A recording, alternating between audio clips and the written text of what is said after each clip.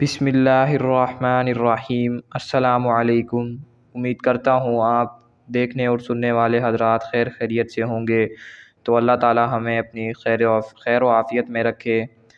تو آج کی اس ویڈیو میں آپ کو رزق کی تنگ دستی دور کرنے کے لیے ایک بہت ہی مجرب اور آسان وظیفہ بتاؤں گا۔ یہ رمضان کا بہت ہی خاص وظیفہ ہے، اور اب تو ویسے بھی رمضان کا مہینہ ہے،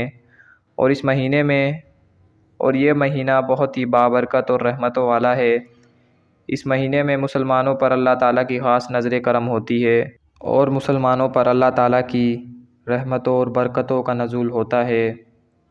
تو جب مسلمان اللہ تعالیٰ کے لیے روزہ رکھتا ہے اور اللہ تعالیٰ کے لیے پورا دن بھوک پیاس اور اپنی تمام تر آسائشات کو ترک کر دیتا ہے، تو اللہ تعالیٰ فرشتوں سے فرماتا ہے کہ دیکھو میرا بندہ میرے لیے بھوک پیاس اور تمام تر آسائشات کو ترک کرتا ہے۔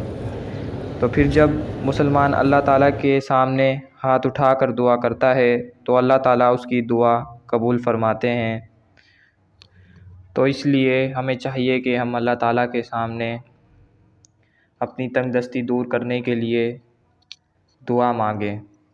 تو دوستو، وظیفہ بہت ہی آسان ہے۔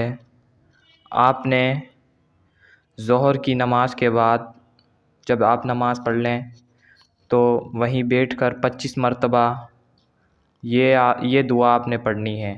اللہم اجعل اوسع رزقک علی عند کبر سنی وانقطاع عمری۔